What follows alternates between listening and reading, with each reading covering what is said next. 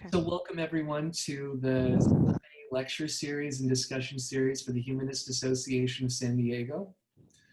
Right now, we are in a move of trying to build stronger communities across San Diego County and Southern California. So at least once a month, we're looking to have a meeting with one of our fellow groups in the area. So that way we can fulfill the needs to build a stronger community. We can build networks and relationships. So that way, when people get together in terms of different organizations from a coalitional standpoint, the question always arises, why are we not working together? And most of the time it's because we don't know each other. So this is the first step in trying to build a stronger community so we can take those next steps when we need them. Today, we are going to have something new. We're going to have a 20-minute presentation from Kahal Am, San Diego's Humanistic Judaism congregation, and a 20-minute presentation from the Humanist Association of San Diego. Following this, we will have 20 minutes of question and answer, and then an hour of social time. I'm glad that all of you can be with us today, and if you're watching on YouTube after this, I feel very fortunate that you can join us and see what we had to say. Additionally, not everyone who's joining us today, or for all of our lectures and discussions, happens to be a secular humanist or a humanistic Jew or an atheist or someone who considers themselves part of the broader secular free thought community. We highly welcome this. We welcome this because we're not here just to preach to the choir, as it were. We're here so we can provide a sense of outreach and education so people can learn more about humanism, more about secularism, and we can bridge understandings, gaps in understandings between our community and the broader community. So Beverly Zarnow, would you please let us know about Kahal Am? All right. Thank you. And I shall. I want to go over the history of Kahal Am. Where did we come from? Then I want to talk about our philosophy, our common beliefs in humanism and secularism. And then I want to talk about how we do Judaism. Okay. So we'll start with, I'm trying to see where we are. Okay. So let me just give you a little background. Kahal Am started, Kahal Am, which means community of people, started in San Diego in 1985. We started in a living room, which is where many community groups start. And actually, it was on the invitation of the San Diego Humanist Association to our founding rabbi, Rabbi Wein, who came to speak to the Humanist Association, and then other members who were also in Humanist and Jewish said, hey, why don't you talk to us? So that's how we got started here in San Diego. But the actual movement, formerly called the Society for Humanistic Judaism, started in 1965 when Rabbi Sherwin Wein had a small group of people at a Reform temple who said, you know, this God thing just doesn't resonate with us. And he said, and he was presenting programs that were leaning in that direction where they were going to be less theistic and more teaching about humanism. And so he pulled a group away and started the Birmingham Temple. He started out as a Reform rabbi, but was very involved in philosophy, particularly in the Enlightenment, which I'll talk about in a second. Now we see that our group of Jews, our movement, and there are about 6 main movements of Judaism, starting with the Orthodox that are very, you've seen before with the wearing all black and long hair and the what we call payas and you know, looking like they walked out of the medieval period, starting from that very, very ultra traditional group of people all the way through to where we are in on the spectrum as humanists. We have 28 chapters in the United States, 1 in Canada, 7 chapters in Europe, France, Australia, Israel, United Kingdom, Brazil, Uruguay, and let's see, and Belgium. Um, and so the movement is small but growing, as the movement of humanism and secular thought is small and growing. One of the leaders of our movement said that the majority of, and we're going to talk about Jews because that's my perspective, but it probably applies to Christians as well, and other philosophies. The majority of people really are secular in their orientation because they're about self-empowerment. And whether they hide that in a traditional setting, a traditional temple or a traditional church, they really in their hearts feel, because we're in the modern age, that sense of self-empowerment that really is what secularism is all about. My particular background is that I was raised in the Reform movement of Judaism, which is kind of like a modern version of interpreting the Jewish culture, but still theistic. And my epiphany to becoming an atheist, actually, was when during the Jewish high holiday called Yom Kippur, which is a holiday observance that requires a lot of deep reflection in your past behavior, sins in traditional Judaism. We don't believe in anything called sins in secular humanistic Judaism, but your reflection on your behavior involved praying to God to the Jewish God for repentance, and it did not work with me. I could not relate. I had no sense of, why I'm a pretty self-directed person, so depending on some kind of outside supernatural force to help me, guide me, was not in my way of thinking. And from there on, I really sought groups that would be that would allow me to be culturally Jewish, to celebrate the history and the culture, the beautiful long richness of Jews in Spain, in Eastern Europe, in Israel, in all parts of the world, but be able to enjoy that without having to have this layer of God on top of that. So that's where I came to be involved in this movement. And I'm ordained as a leader um, who can perform ceremonies like weddings and baby namings, and lead my congregation in all of the, well, actually we're not a congregation, we're a community. We're not in that format right now.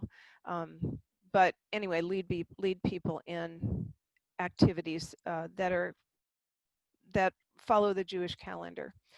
But if I don't want to forget this. So if you are interested in learning about Humanistic Judaism and learning about Kahal Am, you can go to our website, which is www.kahalam.org. And maybe, Gary, you can type that into the chat. And that, just open the chat and type it in. That would be helpful. So where does Humanistic Judaism come from?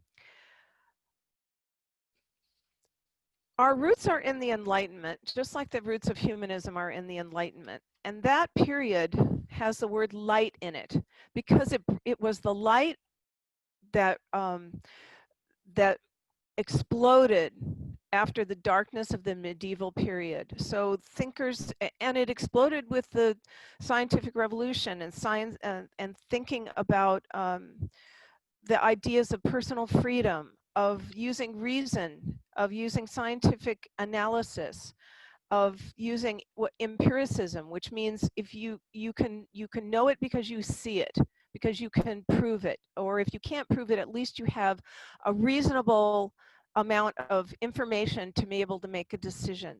This movement was in the 1700s and 1800s, started in Europe, and out of that movement came socialism. And out of that movement, eventually, for Jewish people, came Zionism.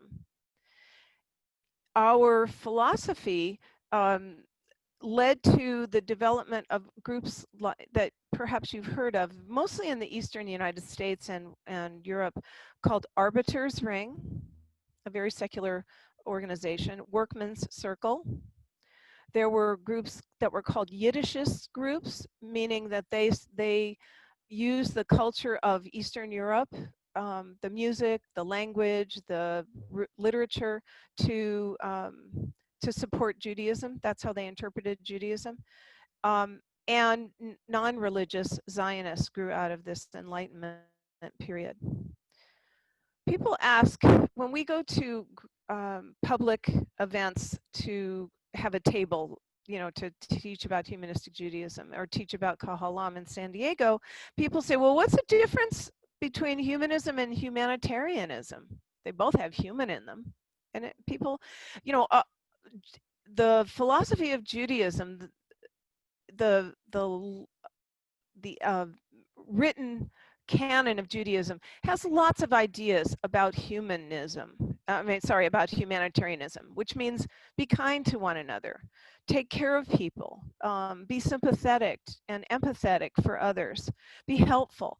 That's throughout the Jewish religion. And when I say religion, my understanding of it is different, perhaps, than some of the members of our even organization, but religion being just a set of beliefs, period. Not all the trappings of what you do in the temple, but just the religion. And that is an ethical value that's in Judaism. It's called tikkun olam, taking care of the world. It's called tzedakah, making sure that there's justice for everyone. I think you can find that in a variety of religions. But what makes humanism different from humanitarianism is that humans are the source for the ethics that they follow. Humans make their own decisions, not a supernatural force. And how do humans do that?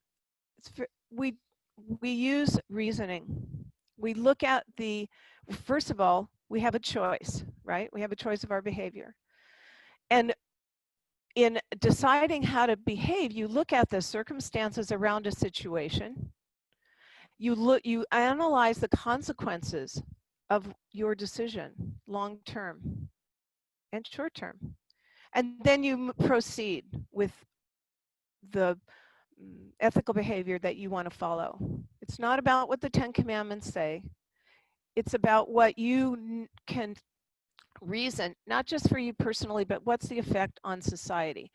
Humanistic Judaism is always looking at the balance between personal efficacy, developing the person, and what's the impact to make society work well, with the end goal of happiness, of security for everyone. So that's a little bit about the background of humanistic Judaism, and I want to talk a little bit about our common beliefs. How are we humanistic in our programs? Well, our programs emphasize how human beings shape their own behavior. We use reason and power, as I said before, to solve human problems. So let's say the high holidays, the holidays of Rosh Hashanah and Yom Kippur are coming up. These are the cyclical holidays in the fall that actually we teach have pagan roots.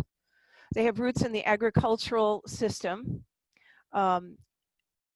that ancient Jews depended on, but were evolved by rabbis to add the God layer to it, so that God imposed these holidays on us.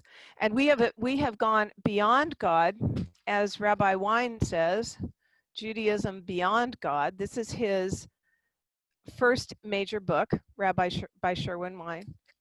We've gone beyond that to say, how can we use an annual holiday that starts in the fall when things are fresh, people going back to school in a non-COVID world, people going back to work after a summer holiday, weather changing. How can we use this holiday to look at our own behavior and try to be better people for the following year? And that's really the basis of how we look at using humanism to make us better people. Now, how are we secular? We're secular because we're non-theistic. We are good without God.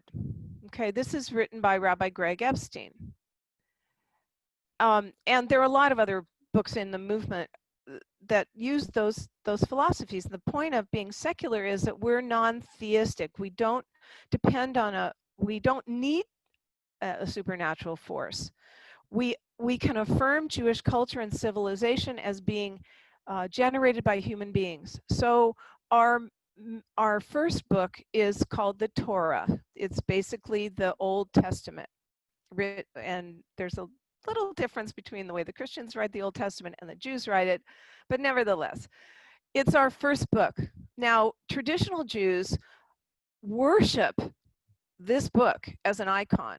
They put it on a scroll of parchment, parchment, that's sewn together, and it's carried through the temple, and people kiss their fingers, and then they pretend to touch the Torah, even though you can't touch it. Because it's sacred, and also the oil in your skin will damage it.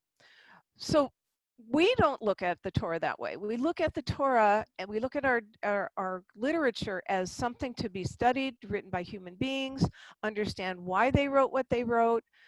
Don't take it for granted. Ask a lot of questions. I mean, there are books that are all about understanding the Torah by asking questions that are argued back and forth, because there is only the answer of what makes sense for you to live a healthy life, for your society to be healthy as well. That's where the answers come from. So we're secular because we look at our literature and our activities, our holidays, as being generated by human beings. And how are we Jewish? We're very Jewish. Sometimes people get us mixed up with Jews for Jesus. No, we humanistic Jews support the Jewish people. They support the history and the culture of the Jewish people. We find connection in that. It doesn't mean that we take the ancient way of singing about singing a song in a holiday verbatim. No, we adapt the melody, we adapt the words, we make it relevant to the modern world, and we find meaning in following the calendar of the Jewish holidays, of keeping the Sabbath as a time to sit back, separate from your day-to-day life, regenerate, meditate, connect with family, connect with friends, become a healthy person. And written in the values of even celebrating the Sabbath in ancient days was, you don't even make your animals work on the Sabbath. You don't have people serve you. You don't have servants on the Sabbath. You make sure that the whole world is resting and taking care of itself. These are really strong ethical values. They're ancient values. Are they still relevant today? Absolutely, I think, in showing that it's not just about my own personal health, but the health of the world and the people and animals and life that is inhabited within that. And we are an inclusive community because we welcome anyone who supports the Jewish people. You know, if you came to our community with a background of being raised as a Southern Baptist, but you had that heritage, but you rejected the actual religious teachings, but you had that time spent with your family, the ethical experiences that were meaningful for you, we would never expect you to give that up, because that's part of your dignity. That's part of the person you are. But we would ask that you join in celebrating and supporting the Jewish people. So my point is that no matter whether you are raised a Jew or not, we are, whether you are of a different race, whether you're of a different culture, LGBTQ, whether you come from a place of complete orthodoxy and you've rejected that, but you're exploring and trying to understand how you can be Jewish and still be an atheist or an agnostic, then you're very welcome in our community.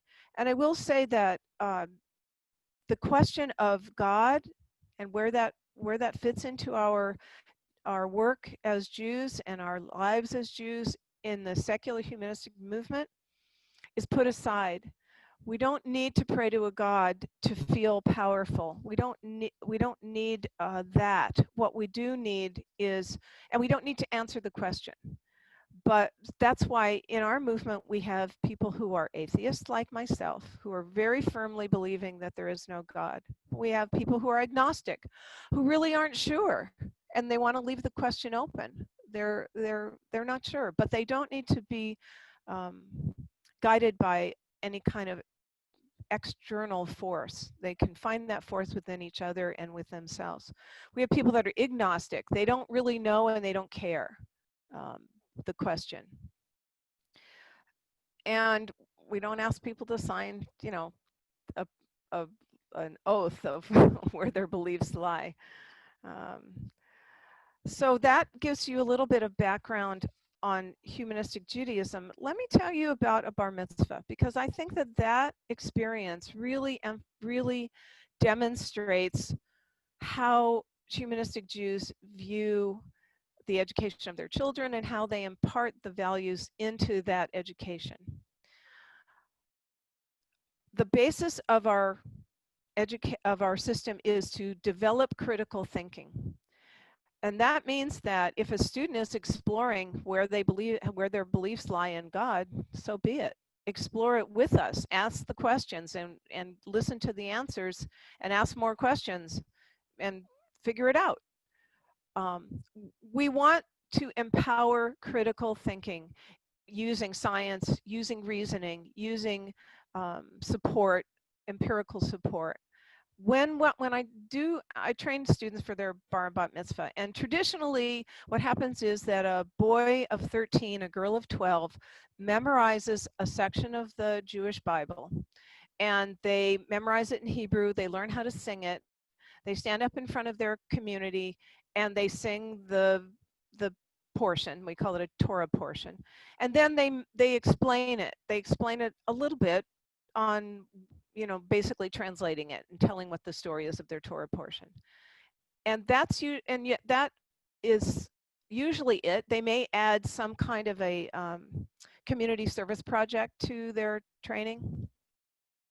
But what happens is that many times, and it, don't get me wrong, if that is meaningful for the student, then so be it. It's not like they're wrong and we're right. It's just we offer an alternative to free thinkers.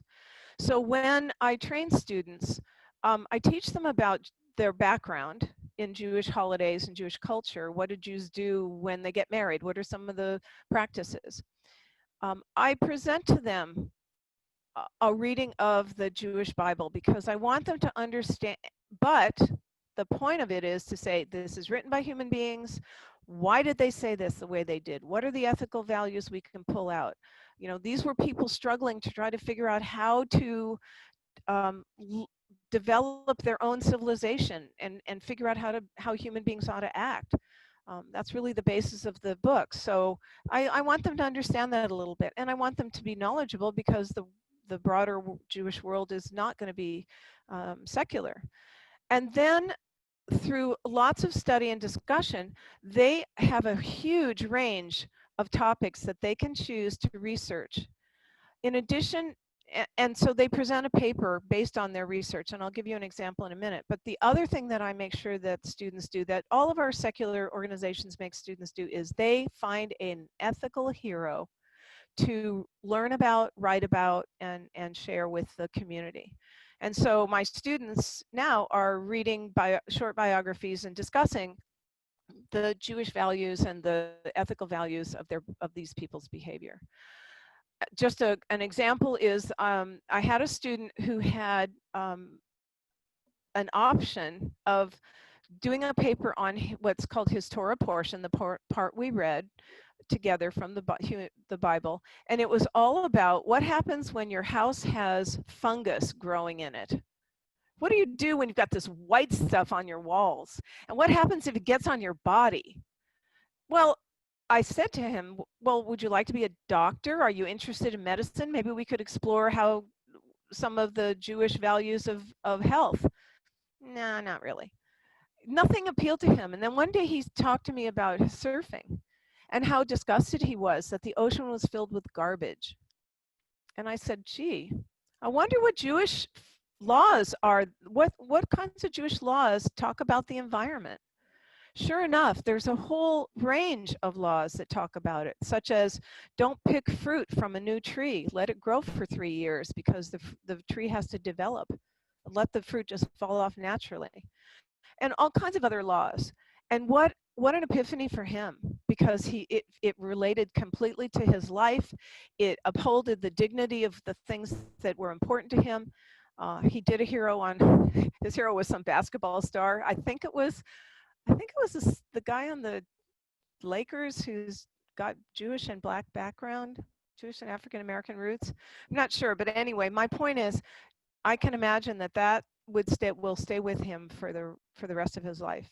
And so that's an example of how our humanistic Jewish philosophy impacts the people that are in our movement. This is something that we don't usually focus on, which is quote unquote religious humanism, ethical culture, and humanistic Judaism. So I'm seeing questions in the chat features such as, do you do adult bar and bat mitzvah? I find this I see the questions. fascinating. Well, some of the other programs that we do, so somebody asked a question about what does secular mean in the context of our group. I think I hope I've explained that well, because of the fact that people expect that there's no such thing as a Jew that doesn't believe in God. Even Jews say that. How can you be Jewish and not believe in God? Because their focus is so limited. The expression of Judaism goes back so far. Even the myths of the Torah are stories that can be understood. We have people that have written. I mean, you've got an example of Tevye, if you've ever seen Fiddler on the Roof. That story comes from a Jewish writer, a Yiddishist Jewish writer, who said, said to God, how could you do this to me? And actually, that relates back to the story, the question of the Holocaust, because that was a pivotal experience for many Jews who said, how could we ever have a benevolent God helping, to whom we pray, who would allow this kind of devastation to happen to the Jews and to the world. And so that led a lot of people to moving away from traditional Judaism. That's one of the things that we teach when we're doing some of our other programs. My husband Gary, who's in this video, in this meeting, does extensive programs on Jewish history. He's also just recently done a biography on a secular Zionist named Amos Oz. So we do adult programs that are educational. People are asking me to do adult bar and bat mitzvah, and I'm moving toward that, and perhaps I'll be able to start getting that more organized after the high holidays, because I've had quite a few requests for that. One of the reasons that I'm involved in the Secular Coalition is that I think it's really important for people to come out of the closet who are seculars and be proud of that, because the movement of secularism really focuses on how human beings can improve their world, and it goes way beyond we see it through our Jewish lens, but there are many lenses you can see that through. Atheists United see it through their lens. Secular Student Coalition sees it through their lens as millennials and Gen Zs. So I'm a part of that coalition. Kahal Am hopefully someday will be also formally, but I personally am, because I think, as Jason said, it's really an important thing to teach that it's okay to be a secular thinker. It's not, it is empowering. And so there you go. Other programs we do holidays. I already said that I do activities with children. Um, we're going to do a children's high holiday service, Rosh Hashanah. I'm going to tell a story. We're going to talk about the values in the story. We're going to sing a lot of songs, and then they're going to do a scavenger hunt. So, you know, the most important thing we have to do, and I think it's true for every philosophy, is to teach the young so that they can carry on and keep things current and vibrant for them. There's also been one more thing, and there's also been a question about spirituality in our movement because of the fact that we are, when we talk about using reason, when we talk about good without God, there's been questions about, well, are you spiritual? Spirituality is, in my view, a sense of wonder about the world, a sense of emotional connection to things. And so music and the art and literature all are included in our programs to access that portion of humanity, of being a human. And so, yes, we have a very strong spiritual side, um, not magical spiritualism, but human-based emotion and the connection of being with other people. That's the bottom line for me. Are we politically active? Actually, I'm going to say no, not right now. We are not as an organization. As individuals, absolutely. You know, we have a nonprofit status, so we can't necessarily endorse politically, but what we are involved in is social causes. We do community service, and we can do a better job with our political activism. Do we encounter anti-Semitism? Individually, yes. We're such a small group that we have not encountered anti-Semitism, but what I will tell you is that the larger Jewish groups in San Diego actually had to hire a security agency that now works 365 days a year to help train the larger organizations in how to deal with anti-Semitism, how to be secure during their meetings. We're such a small group that we haven't had any worry about that, but it's definitely a problem out there. Okay, Jason, I'm going to let you take over, and I'm going to take a break for a minute. Thank you, Beverly. If everyone could just unmute themselves really quick to give Beverly a warm round of applause for that presentation. Thank you. I appreciate it. Thank you very much. Thank you. Thanks, Bev. Okay. So, Thank you. now I'm going to tell you about the Humanist Association of San Diego and where we started, what our history has been. I'm going to tell you about the Humanist Association of San Diego, where we've been for the last 50 years, about our brief hiatus and our restart in the last few months. I'm going to tell you some things about our future outlook, our focuses on secular humanism and humanistic ethics, and the importance of humanist community and how to get involved. And then afterwards, we're going to have a discussions where you can ask Beverly or myself, or especially each other, certain questions. I posted them in the chat, and I'm going to post them in the chat again really quick, because these are important questions for our groups and for each other to figure out who we are, what we would like to be, and how to get there. Those questions are: what does secular mean in the context of your group and yourself? What does humanistic mean? Beverly touched on this in her talk, but we also want to hear from you guys, because we are the humanist community, and in terms of humanist ethics and values, ethics, values, and morality are not a spectator sport. Humanism demands that we engage ourselves in the discussion over morality, values, what the best life is, and how to get there, especially how to get there together. That's humanism. Then how are you involved? Oh, why are you involved with your individual group or both of our groups? And then finally, what do you expect to see, or otherwise, what would you like to see from the group leaders? This event was also broadcast to several other meetup groups like the San Diego Neighborhood Atheists and the Southern California Leadership Coalition for the Secular Organizations. So if you are a member of those other organizations that are outside of San Diego, I feel very fortunate that you could join us today.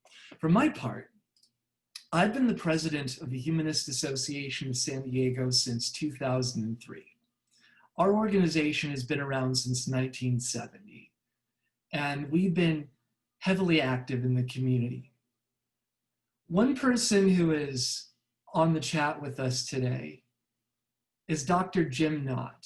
And Dr. Jim Knott is attached to tragedy, unfortunately. His niece was murdered by a highway patrolman in San Diego. And they erected the Silent Victims of Violent Crime Memorial Oak Garden out by Poway, under the bridge on the 15 where she was murdered, Kara Knott was murdered, and her body was tossed over by this cruel and vindictive highway patrolman who's coming up for parole soon. And Jim has been working to tend to this garden, and Jim has been active with our organization off and on over the years. And our organization stepped up to help maintain the oak garden, to go out there to clear brush. And one of these days that we were going out there to clear brush, we witnessed a rollover on the 15. Somebody decided that they didn't want to get off and go on the 8, so they just darted right back onto the 15, and the van rolled over. Luckily, everyone survived, but we were right near there, and we all got out to help. The several of us who were traveling with Jim in the same vehicle up to the oak garden, we all got out to help. Humanists help. And as I am on the phone, I was a lifeguard for a while, so I'm calling 911. Another person in the car is helping direct traffic. Somebody who else stopped to get out of their car walked up to me and said, "Hey, you're that humanist guy." Like I said, humanists help. As Beverly said a moment ago, members of the Kahal Am community, the organization itself isn't politically active, but all of the members are involved in causes. Humanists like to help. And what I want to see with the Humanist Association of San Diego and all humanist groups is I want to see more of people who don't know us as individuals saying, "Hey, you're that humanist guy," or "You're that humanist lady," because humanists like to help. When there's a cause, when something needs to be done, humanists help. And so humanism is a progressive philosophy of pro-social action. Humanists help. And humanists help by helping others and helping themselves. We look at philosophy and ethics to make ourselves better people, and we do so not just to make ourselves better people, but to add to the tapestry of our communities. And one of those books, since Beverly was showing some books, Sherwin Wine has another book that I absolutely adore that I recommend to everyone. And if people know me, they know that I'm a voracious reader and I'm a big proponent of advertising good books. Beverly, you probably know this book. Sherwin Wine's Staying Sane in a Crazy World. It's a fantastic book. I recommend that you pick this up. It defines humanism fairly well, and it basically tells you how to stay sane in this crazy world to enhance your sense of meaning. So humanists in San Diego have a varied history. We've had splits, we've had some schisms, and we have had no shortage of groups that have come and gone. But the Humanist Association in San Diego is one of the longest running, if not the longest running, humanist and secular organization in San Diego County. We've been around since 1970. We became a chapter of the American Humanist Association in 1973. We had a newsletter. We had office space for a while.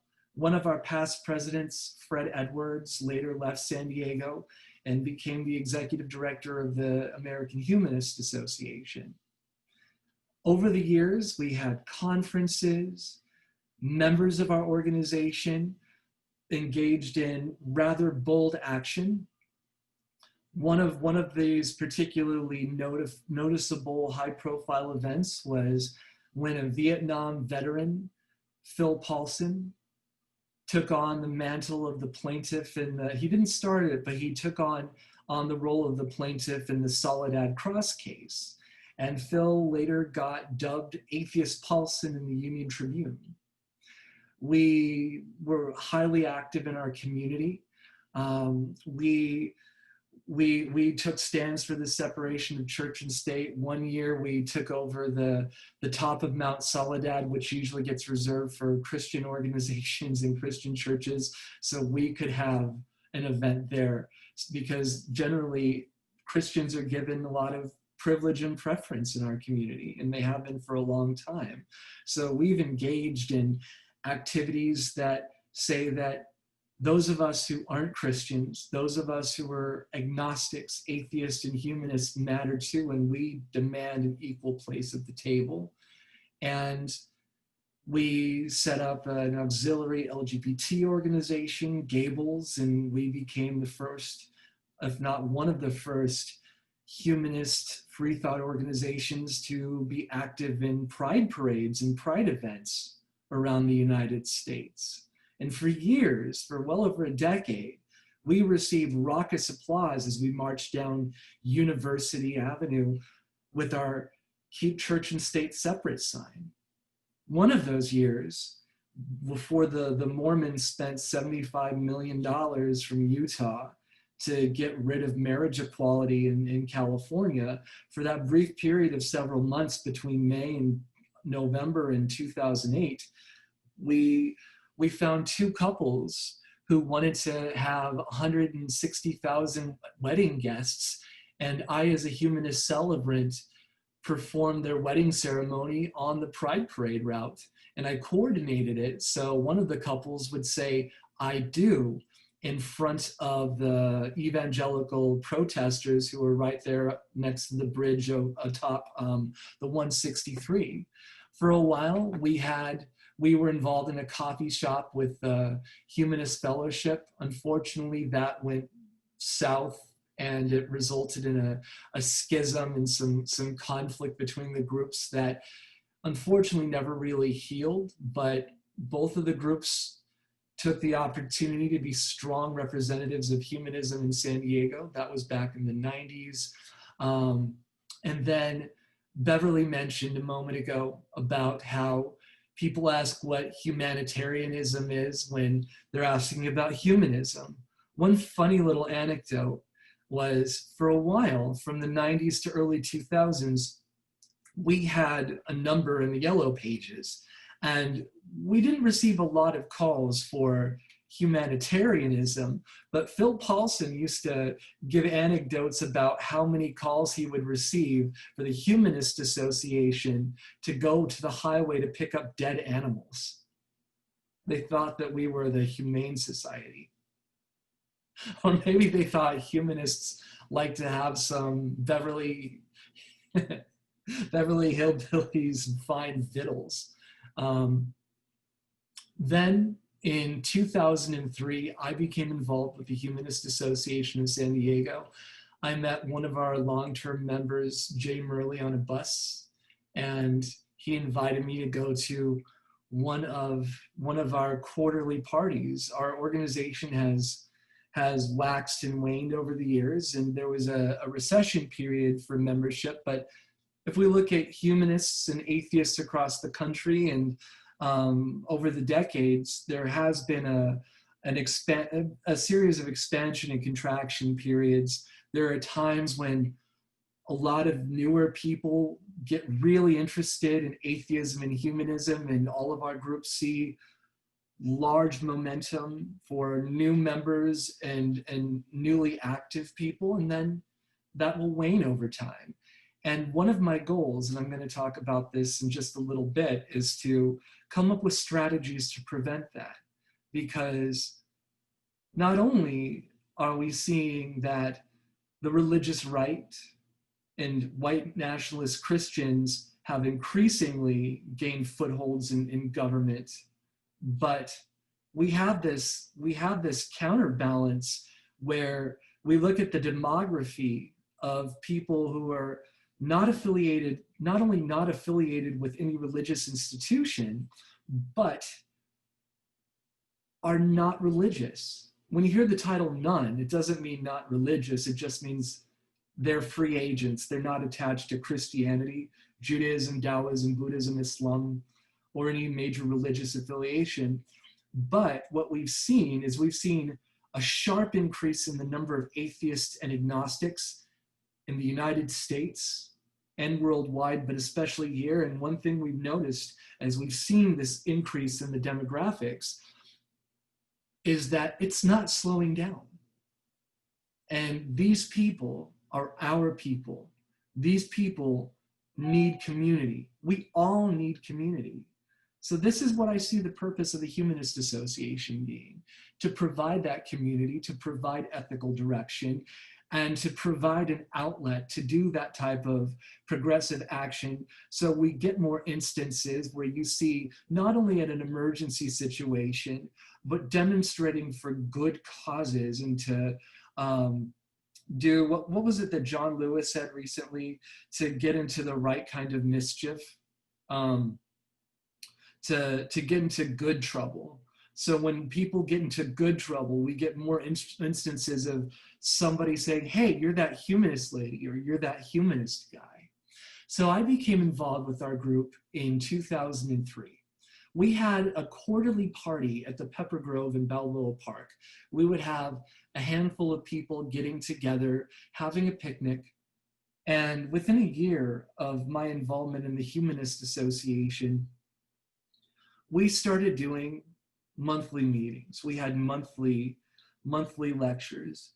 We started having involvements in progressive events like anti-war efforts surrounding the US invasion of Iraq, one of which several of us had the pleasure of meeting Gore Vidal, who at the time was the honorary president of the American Humanist Association.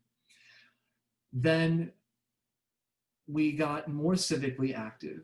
As a humanist celebrant, I spearheaded several campaigns, and we got a couple proclamations from the city. One was for Charles Darwin's 200th birthday. We started engaging in community service events, like helping Dr. Knott with the Oak Memorial Garden, with doing Help the Homeless events. And a lot of the times you see religious community organizations going out to help the homeless. When we did it, we got a lot of God bless you and what church are you involved with? We also found it deeply meaningful. One of those events, I think 30 or 40 people, I think, came out with us, and we had a rap session following. And one of the women who came out with us, she was crying, and she said, I felt like I finally had permission to be nice to those people. We connected to people. We asked people questions. That's part of being a humanist too, is just a curiosity and a love for other people. And we asked questions like, what are you getting too much of that you already get? What would you like to get that you're not receiving? We learned so much. Like, one thing that people on the street want is they want condoms. Churches typically don't hand out condoms. I wonder why. But we brought out condoms. We brought out coupons. Why? Because people on the street get some money, and they said coupons would help them stretch what they have. And we also learned that a A lot of organizations just give out soap, but they don't give anything to contain the soap. So we learned that when you get a bar of soap and you're on the street, you get to use it a couple times before it dissolves because you have nothing to put it in. And so we not only engaged with people just to try to help, but we sought to help them more by actually connecting with them. And then we continued marching in the pride parades. We started when it was rare, we started a weekly meeting. It became this event called Coffee and Conversation. At first, we thought it would only go once every few weeks, and within a couple weeks of that, the question became, what are we doing next week? And the reason for that is that we have a need for community. Again, humanists help. We need more. You're that humanist guy, you're that humanist lady, and we need community. We started Coffee and Conversation again, thanks to Zoom. I'm going to share the link to the agenda. The login information is on it for next week as well. But we talk about the news from a humanist perspective. We do so because humanists, we're engaged in the world around us. We can't help but be active. If you go into an atheist meeting, you might ask the question, what causes are you guys involved with? You'll find a couple people, but if you go into a humanistic Judaism meeting or a regular secular humanist meeting, you're gonna find the majority of people there are engaged in the NAACP, in the Surfrider Foundation, involved with the LGBTQ community, involved in Black Lives Matter. It's because we are driven as humanists to be involved with causes to make the world a better place, often not involving any element of religion at all. Oftentimes we avoid that because, as has been said, and as is the title of the book that Beverly held up a little while ago, we tend to be good without God. That's the way that we see ourselves, and that's what we aspire to. Beyond this, as a humanist celebrant and as a representative of our organization, we sought to be engaged in our community in a deeper way. And I have the privilege of being one of the few, if not the only invited humanist invocator for the San Diego City Council. I gave a couple invocations a decade ago. And in the 80s, we put on a couple conferences.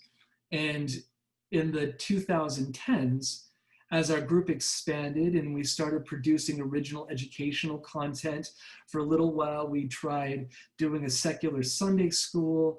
We were doing marches, community service events. We were doing the weekly news chat. We were having house parties. We were going snorkeling. For Darwin Day, we would go do an annual hornblower whale watch cruise. We were active, and we started doing regional conferences that we were rather proud of. We brought in speakers from around the country. We tried to step up our game, and we'd had some rather fantastic conferences. But unfortunately, as things go, like I mentioned, there are expansion periods and recession periods for every group in the humanist and atheist and broader secular communities. Following the big wave of new atheism, things started to die down. Happened with our group. One of the unfortunate things of San Diego that's, somewhat fortunate in the regard that we get a lot of new people into San Diego.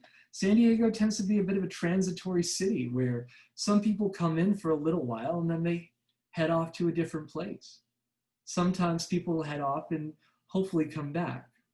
I, for one, am in Austin, Texas right now, and I'm planning to be back in San Diego by the end of the year.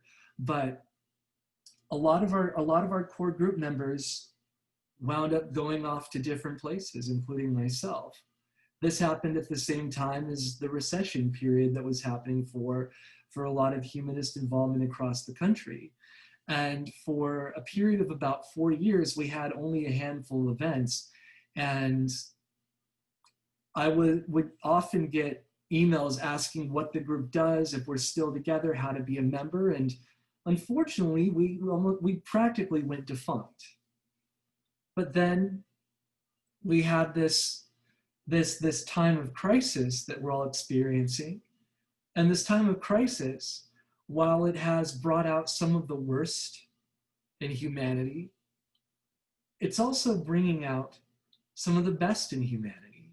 Some of the best in humanity are a sense of a broader commitment to human dignity and human rights.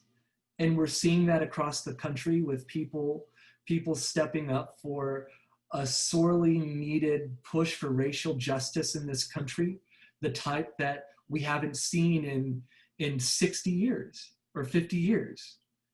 We're seeing a big push to that again. It's also allowing us to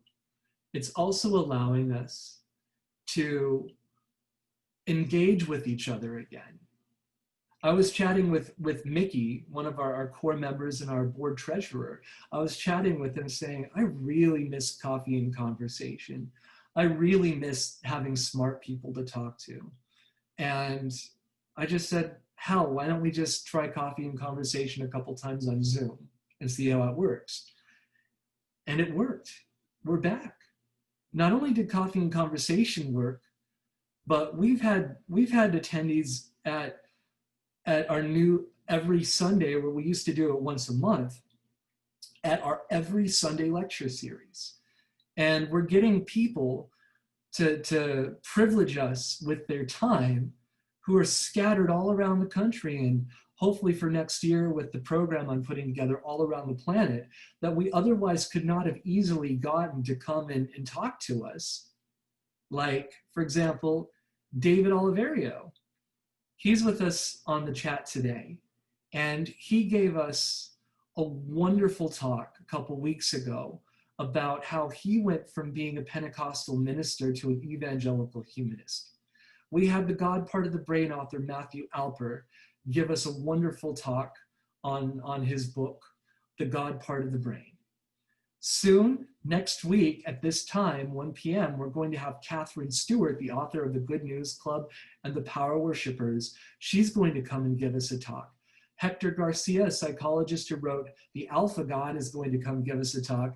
Filmmaker Roger Nygard, who showed one of his documentaries at one of our conferences, is going to come and give us a talk. Andrew Seidel of the Freedom from Religion Foundation and author of Founding Myth is coming. Tataviam tribe elder Carolyn Holland is going to come and tell us about her project where her and her son walked over 800 aggregate miles from tribal homelands to the missions to advocate on behalf of the ancestors of Native Americans who had horrors put upon them by the missionaries, how they were enslaved, how when the Catholic missionaries would come in, the food supply would be disrupted. And so the Native people would have to turn to the Catholics for food. And once on the grounds of the mission, the Native people were not free to leave. And how she would go to these missions, and she would go find the burial grounds of the ancestors of the Native peoples of California, who oftentimes died from things like measles. And they would these grave sites would often be under the parking lot.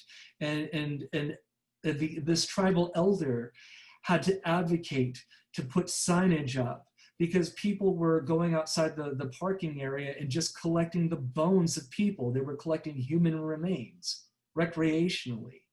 So Carolyn Holland is going to come and tell us about her project to advocate for Native Americans, for what the missionaries did to them in a documentary that she's putting together.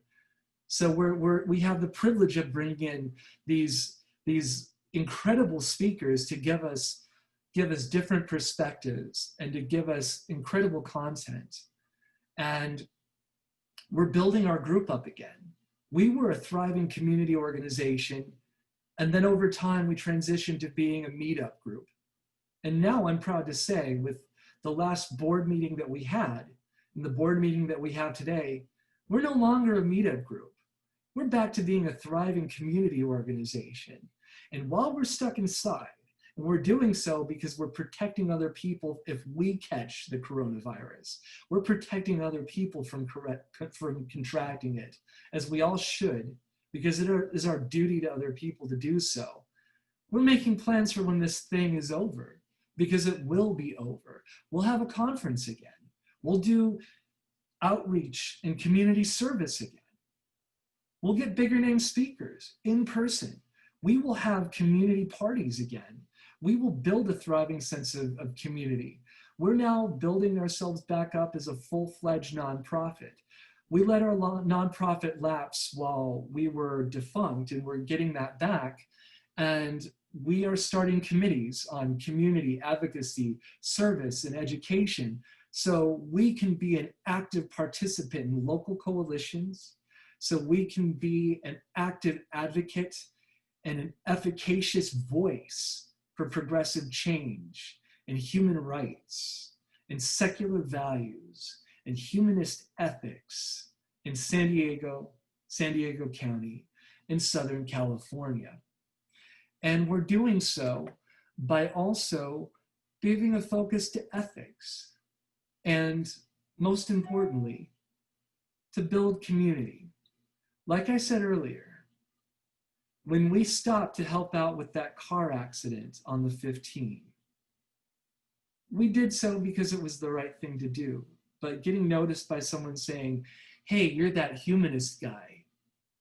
It's my personal goal for the Humanist Association of San Diego to not only have an office space or small community center venue within the next 5 years, but to cultivate more personalities through things like our YouTube broadcast of these lectures and an upcoming podcast, but through our community service work and engagement of the community. So when you think of the Humanist Association in San Diego, you think of ethical people who are engaged in our community. So we have plenty of humanist guys and humanist ladies and humanist gender neutral, whatever pronoun you would like to assume for yourself. Because like I said earlier, humanists help, and humanists have strong communities, and that's what the Humanist Association of San Diego is. We have a long legacy, but we have plenty of opportunity, and we're deeply committed to building that upon those opportunities to have something worthwhile that improves all of the lives of everyone in our city, county, and immediate area. My turn to tell everybody to unmute yourselves, because Jason really gave us a nice analysis of where the Humanist Association of San Diego has been and and where they're going. So thank you, Jason. Everybody, hands up, doing a clap.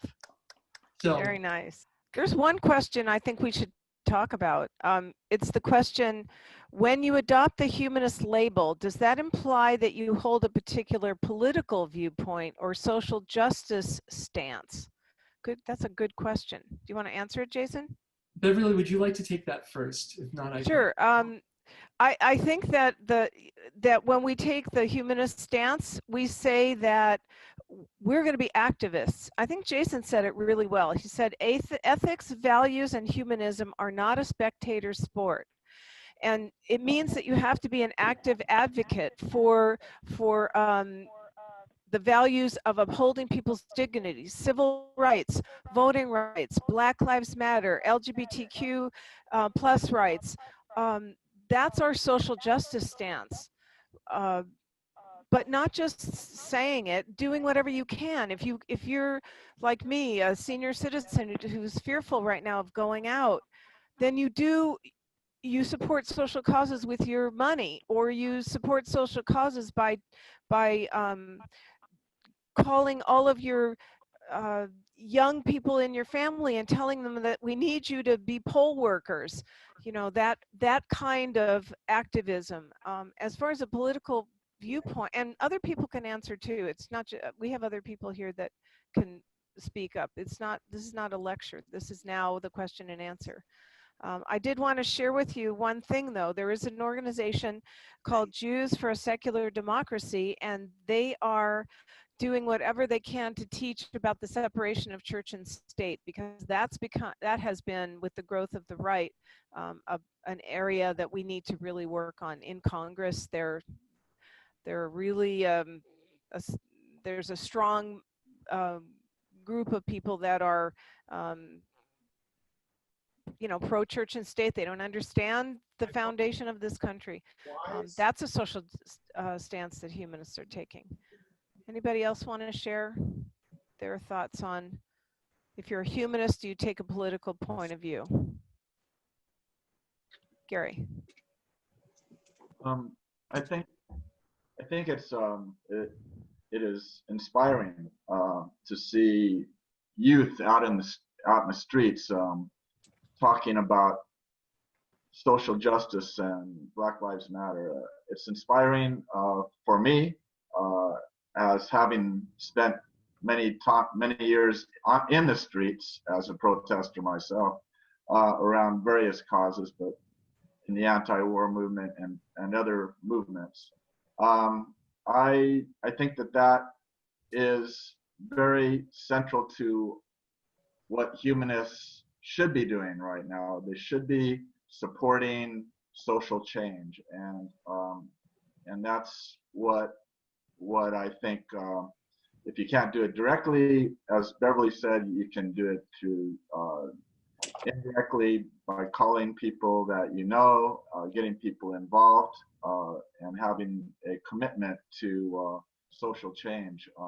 There's so many things to be done. We talked about the environment. There's certainly a lot of people involved in that movement, and sitting right next to 2 nuclear reactors with lots of nuclear waste sitting in the ground at San Onofre. I remember back in the 70s when I was protesting against nuclear energy and against those reactors, and it's time to find a way to clean up the mess that's been made in this earth. And so yeah, I think that's there are lots of issues to get involved in. So what was the question again? When you adopt the humanist label, does that apply that you hold a particular political viewpoint or social justice type stance? I would say yes and no. It's more of a nuanced answer than that. It's not that you just adhere to one particular type stance. It's that when you're a humanist, you're also a free thinker. And if a stance becomes too dogmatic, too inflexible, and does not take into account how human beings actually operate and human beings actually work, then having a blind attachment to a particular stance doesn't necessarily work, and you're falling into another particular set of dogmas. But it's sort of a formula. It's sort of a formula. So you're not hidebound to one particular political stance. You are hidebound, however, to an ethical stance. And the ethical stance starts from the point of a naturalistic worldview where there is only one life. It starts from a naturalistic worldview that sees that human beings evolved from earlier animals, in a long chain where each of our ancestral groups that we came from up to a point were highly social in-group living organisms. It's a stance that also has a high adherence to the scientific method, where we look at the world as it is, and we try to understand the world through reason, compassion, through experimentation, and conversation, to peer review. It also is a stance that values democracy and the democratic values of the worth of the individual. And lastly, it's a stance that takes into account the pro-social nature of ourselves, the democratic nature of our aspirations, and looking at the social sciences to see what type of world would be the best world for us to live in which we all can flourish. And as such, it's a communitarian rather than an individualistic worldview. So when we look at things such as Black Lives Matter, or we look at the LGBTQ movement, what we look at is we analyzed our, not only do, well, firstly, how we operate cognitively is we see a situation and then we feel this deep sense of outrage if we see something unfair, and that we rationalize after the fact. But when we rationalize and we analyze these political issues, we look to see if a group is being treated, if someone is being treated unfairly because of their perceived membership in a particular group. And we look at the larger constellation of reasons why there is an opposition to that particular group. And what we see in terms of social justice movements is there are terrible instances and ongoing situations where certain groups don't get a fair shake, where certain groups have active headwinds placed against them, where those headwinds cause problems so these people cannot live a full life.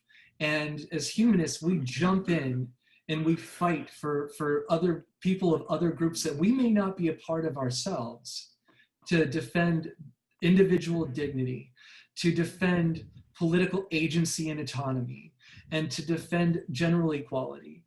And almost all the time, these are progressive positions. Beverly.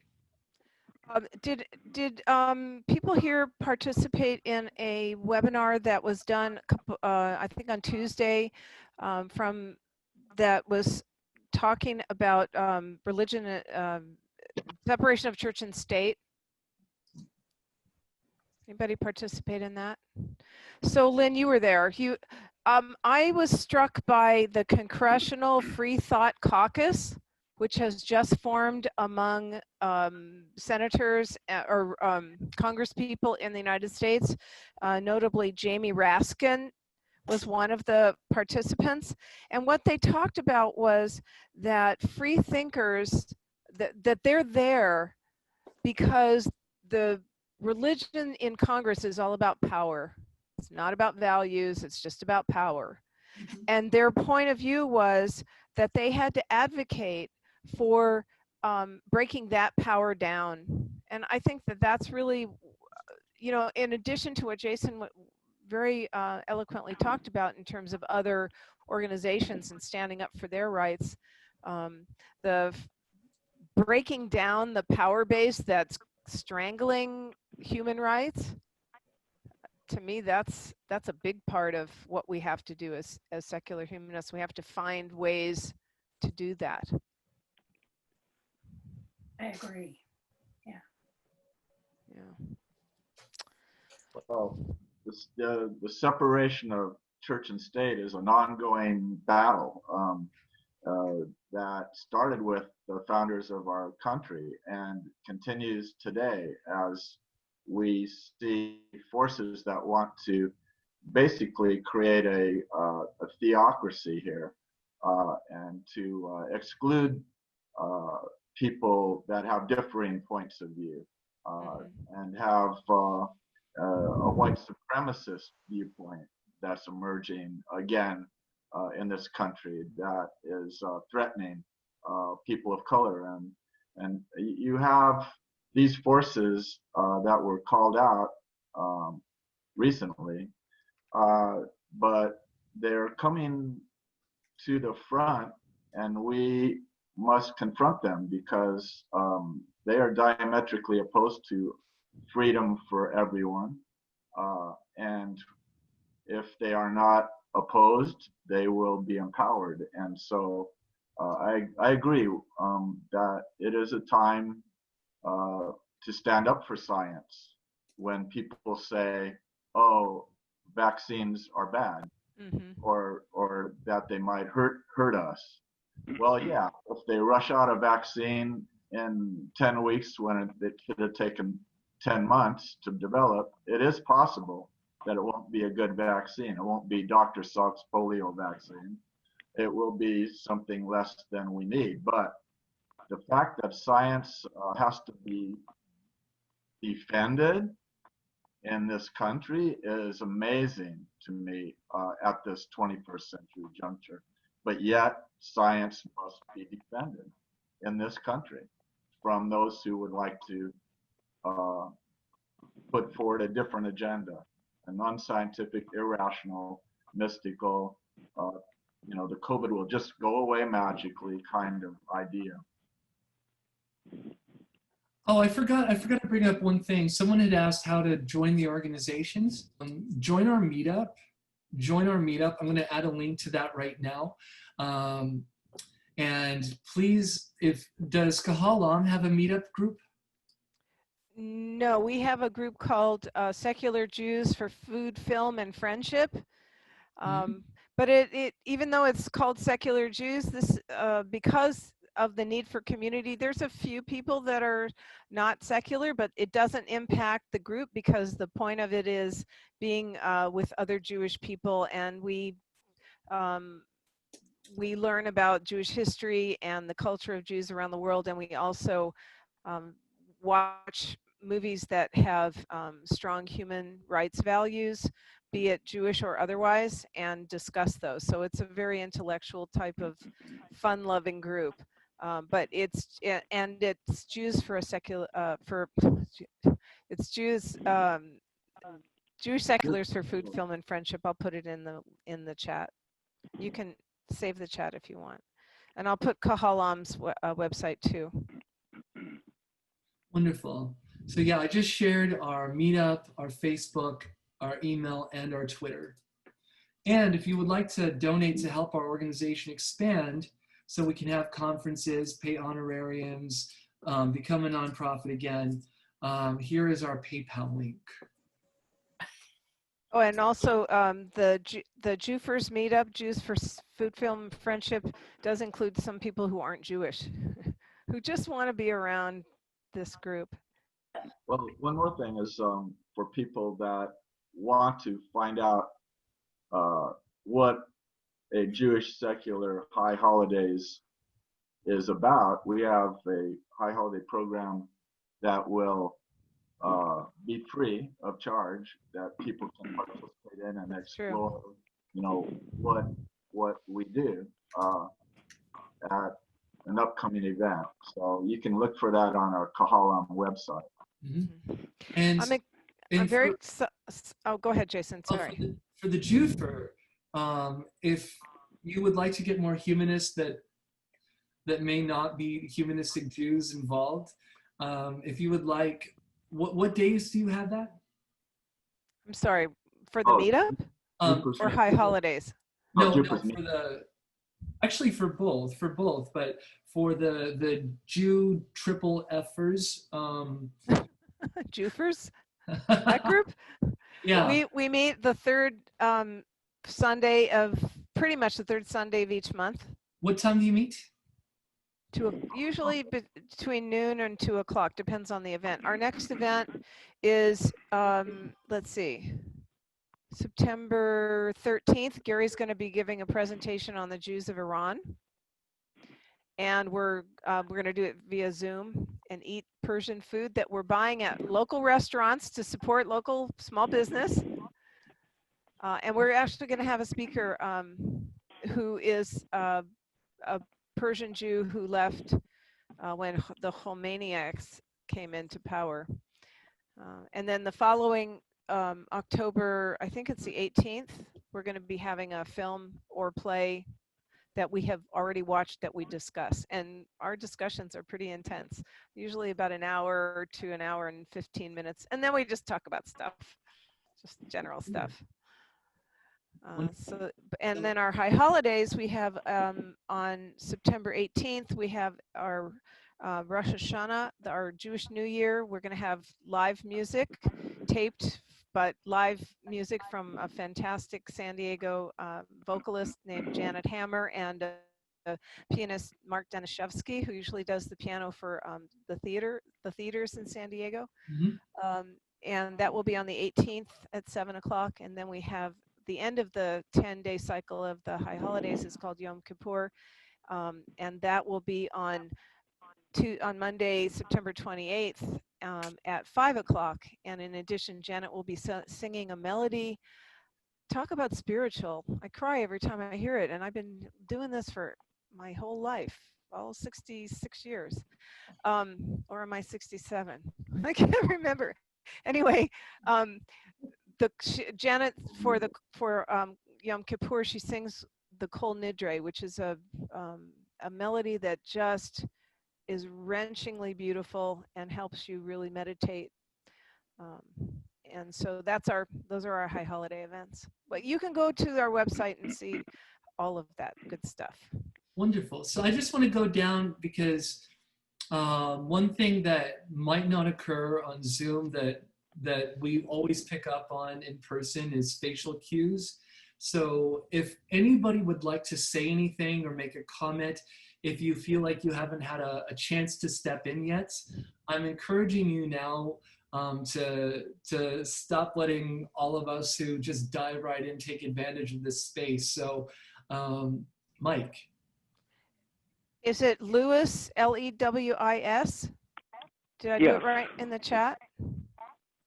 Yeah. Okay. Yes. Oh, there he is. Yeah, Mike, could you tell us about Jason, what trip is that you're referring to? where you went to the grocery store and you were wearing the T-shirt and the clerk? Oh, yeah. I give out T-shirts that are for the separation of church and state, and also that are against racism. So my latest shirt, I've given about 150 of these shirts away. It's my anti-racism shirt, and I went to the grocery store, and a clerk, a young lady of color, really liked my shirt, and I said, well, if you'd like to share the message, I'd be glad to give you one. And let me tell you what the shirt says. I'm the Luddite on the telephone, so you can't look at me wearing my shirt, but at the top of the shirt, there's a DNA symbol, the double helix, and it's real bold, about a foot long, a couple inches high. Under that, it says DNA Science Update, : and I make two bullet points under that, and then a statement at the bottom. So it says, DNA Science Update. All humans are of African descent, racists included. There is no gene for race or basis for inequality. And then in big bold letters, it says, don't hate, we are family, celebrate diversity. And you could read the shirt from 20 feet away, every letter of it. But Wow. anyway, I've never received more compliments from a shirt. My shirts that are separation of church and state are not quite as popular, but I was still able to give about a third of the members of the Democratic Club of Carlsbad and Oceanside my shirts that for separation of church. They have the national motto, so-called, in God we trust, in bold letters across the top, except with a question mark. And then centered under that, it says, not so much. Then I have a quote from Jesus from the Gospel of Mark, chapter 16, verse 16. Jesus warns, he who believeth not shall be damned. It's not like he's going to let you just die. He wants to torment your ass till the end of time. And then under Jesus' statement, I have Einstein's statement from his 1954 letter in German to a German citizen, where he says, Wow. all religions, ... childish superstitions. And under that it says, keep church and state separate. But Beverly, in addition, I have a question for you. In the Torah, could you give us a few examples of scripture that actually are against patriarchy, sexism, racism, and slavery? I bet there's 100 to 1 the other direction, but if you could inform us of what scripture you use to inform your view of Jewish humanism, please. I'm going to be honest with you. I'm not a Torah scholar, so I would have to look into the Torah to find that for you, because you're right about the fact that it would be like finding, if you look at it more broadly in the writing of the patriarchs, who were definitely, male-centered. The only thing I can think of is that a mentor of mine said that there was a statement that said, "Thank you, God, for not making me a woman." And that moved her away from her Orthodox background into humanism. But I know there's something in there. I just have to dig. Yeah, Thank you so much. I'm going to go off of what Beverly is saying real quick. Humanistic Judaism is a great example of something that I've been advocating for years, that goodness doesn't come because of religion. Goodness comes because of what's inherent in humanism and in human beings. And the goodness exists in spite of all the controlling, repressive, exclusionary texts, acts, and doctrine of organized religion.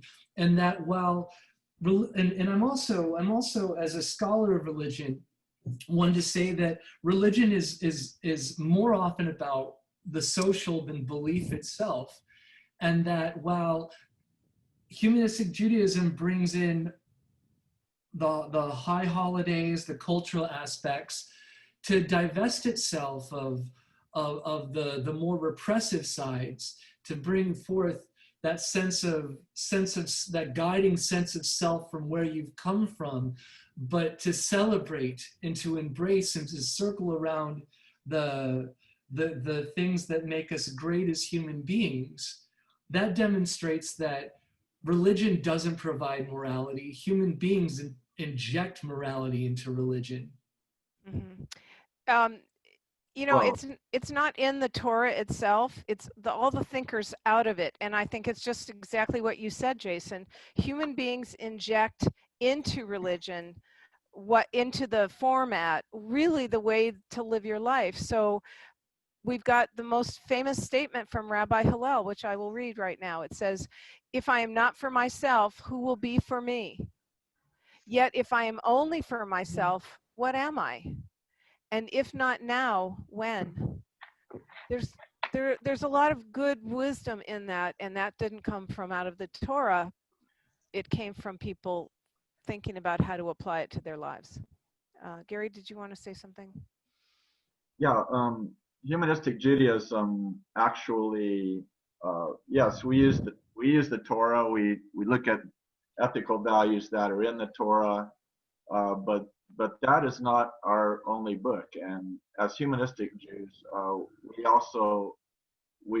our movement stems from the Enlightenment. We look at the Enlightenment as the spark for progress, and that was a movement in the 1700s against the church and against the power structure, against the kings and the absolute monarchs. And it was for science, and it was for freedom of thinking. And so we look at people like Spinoza, or we look at people like Rousseau or Voltaire from the French Revolution. We look at people like Immanuel Kant, and we look at people that are even more modern, like Dewey, and so forth. And we see Einstein as a humanistic Jew. We see I mentioned Dr. Salk, who invented the polio vaccine, as a humanistic Jew. So there are, Sigmund Freud, a humanistic Jew, and so forth. So we have people that we can look to and their works, scientific works. Non-Jews like Bertrand Russell, we look to as a humanistic rationalist that we feel philosophically akin to. So again, we are a movement that seeks rational scientific explanations. We don't look at the Bible or at the Torah and say, oh, Moses brought the Ten Commandments from God and gave them to the Jewish people. We see that as a more of a symbolic and less of a literal historical occurrence. And we also see, lots of there's good ethical values in Torah, but there's also examples of things that we would not accept as humanists today as our values in the Bible. So, we would do like Thomas Jefferson did with his Bible. He crossed out about 3/4 of it, and he said, this is the part I believe. And there was very little left in the Bible that he actually would agree to. And this is one of the founding fathers of the United States and our Constitution and so forth. So, that's kind of a different tack on what humanistic Judaism stems from. We stem from a different, more scientific, more rational viewpoint of religion. And, we try to take what's ethically good from our roots and preserve it. And we discard those things that are contradictory to what we feel are values for today. There's a question in the chat that I think should be asked on this recording because it's a fantastic question. Would you say that people who, quote, believe in humanism are more self-actualized or moving toward it, analytical thinkers? And I would say if we look at the history of organized or philosophical, modern philosophical humanism that came about from the 1930s forward, what we initially saw was, and it was brought up also as a secondary question, could be seen as elitist. I would say at first you had the high intelligentsia as the humanists in this country, the public intellectuals, college professors, people like John Dewey, for example, and humanism was in those particular circles where people talked about higher aspirations. And then around the 1950s to the 1980s, humanism became more of a community-based. It started becoming more community-based, and there was a shift. And I don't think that, from the first part of that question, would you say that people who believe in humanism are more self-actualized? I wouldn't necessarily say that. I would say more along the lines that people who tend to be more driven towards causes find a comfortable spot in humanism and are drawn to humanism because the philosophy tends to be a better fit. It tends to be a better fit when you have a naturalistic worldview. Humanism is a really good fit to label. If you're a pro-social, progressive, cause-oriented, actively engaged individual already, humanism is a great place to find yourself. And I'd love to hear what other people think about that. I have a question if you're done speaking. I don't mean to interrupt you, Beverly. You're not. Okay. I am a secular a very long time. And I was raised in a secular home. We had no God whatsoever in the home. So that's just a natural flow for me to be atheist. I am an ex-feminist activist who spent 15, 20 years in activism in Los Angeles. I no longer belong to those activist circles because I'm a Zionist Jew. And once I found I wasn't welcome because of my Zionism, I started to examine a lot of the propaganda that people on the left, people on the right, they all utilize propaganda. And I found a lot of untruths. So I have become very skeptical. And before I back a cause, I want to see the data indicating this is, there's evidence. It's not anecdotal evidence, it's actual more evidence than that. When I'm asking, is humanism defined as kind of, embodying these social justice kind of political stances? I'm asking specifically for that because I don't, although I see myself as very liberal, I find a lot of social justice causes as illiberal now. Mm-hmm. I know exactly what you're talking about. Yeah, right. Like trans rights have steamed over women's rights, or even lesbian rights. Mm-hmm. I'm all for equality, but I'm not for it at the cost of others, oppressing others. Right. And I see that in a lot of ways. So the skepticism aspect of atheism, agnosticism, skepticism, critical thinking very much appeals to me because I find I have a home with that kind of critical, skeptical thinking. So I've been in groups, I belong to groups that are atheists, and everybody defined as humanist. And I haven't defined as humanist because I've seen humanist groups, or the definition, embody these social justice causes. And everybody can say, well, of course we advance human rights and social justice, but social justice has become to contain things that we don't all identify as social justice. Mm-hmm. And I'm sure we all have different views, at least somewhat in this chat. So that's why I'd ask specifically about politics, because I won't belong to a group that is anti-Zionist. I won't belong to a group that, I won't be around people who I feel are harmful to me and my identity anymore. Mm-hmm, mm-hmm. So that's why it seems like sometimes when we define humanist, we interchange the definition with secular. It's the same for everybody. And secular, I think, is an absence of applying God to our lives, to government, to things like that. But humanist, I believe, goes a step further and says not just what we don't do, it says what we do.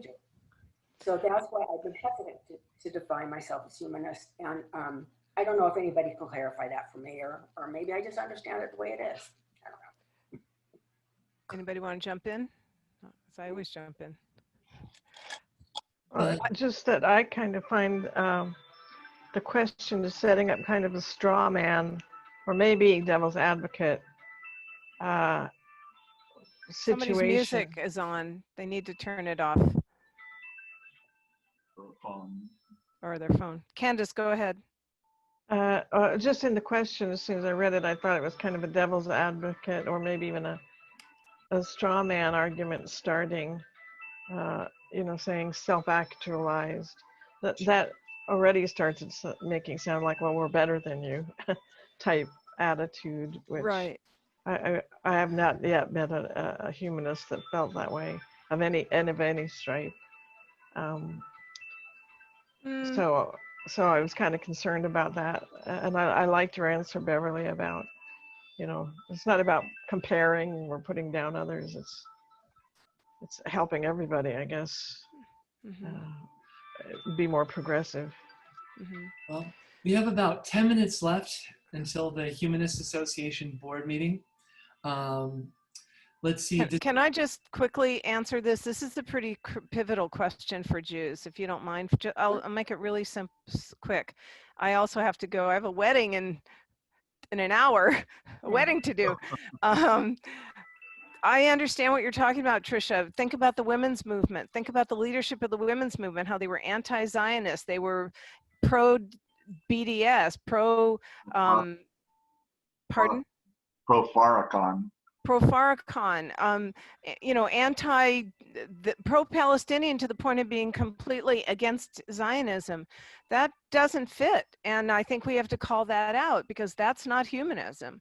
And there is a separation between humanism and secularism. There definitely is, because you can feel like you're supporting human rights, but still want to, you know, pray to get strength from the female god, you know, whatever. But our movement of Judaism has a political view about Israel, which is that we support a two-state solution. And there are going to be people that are more on the J Street side, that are more liberal as far as how they want to view the Palestinian question. And there may be a little bit further to the right on how they feel about Zionism. But the bottom line is that we want a balance, and that if people come in, as Jason said, you know, if you're looking at people that are intransigent, that have this sense of, I know what human values are, and screw you if you don't believe in these human values, excuse my language, but if people come in with that kind of stance that's so unbending, not listening, not being scientific, not taking evidence, not researching the truth to find, not researching to find what is most They're dogmatic. clearly true. Thank you. If they're dogmatic, then they're not really being humanist, because I think that humanism is about science, but well, secularism is about science, but humanism is about you know, really respecting, bottom line, what is going to make everybody healthy and safe. And working toward that. And if there's problems with a country and their politics, and you have to criticize that, nothing wrong with that. But the end goal is to support the health and safety of the people that are living in that country. So there you go. Left and right, and there's all kinds of people. Yeah. Do we have any other questions or comments? Well, thank you, Beverly, and thank you, Kahal Am, for being here. I think that this is a lovely day for us to get together. And I think Roger wants to say something before we conclude. Sorry, Roger. All right, listening to what occurred in the past 2 hours, we are all different. We're all unique. Same deep heritage. As mentioned, the human race from my schooling, elementary school, we're all descendant from Africa. We all changed because of our own history, and we must understand that and accept it, and accept that everybody is different and work accordingly. Passionately said. You're here. Very good. Put it down so I wouldn't forget it. All right. Well, thank you so much. Thank you. I'm going to Yeah, I stop. want to thank Jason for bringing this idea of having two groups have an exchange of ideas, put on a common webinar like this so that everyone can learn more about one another and about our similarities and our some uniqueness, differences, but overwhelmingly our similarities. And so I want to thank you for building community here among humanists in San Diego, because certainly that's why we call ourselves a humanistic community. But we're not just a Jewish community, we are part of a broader community of humanists, secular humanists, and we want everyone to thrive, because we're all basically mutually benefiting from our movements, and we want to thrive. We want everyone to hear us speak and to hear our views, because our views are important and they're part of the American family. Well, l'chaim. My water.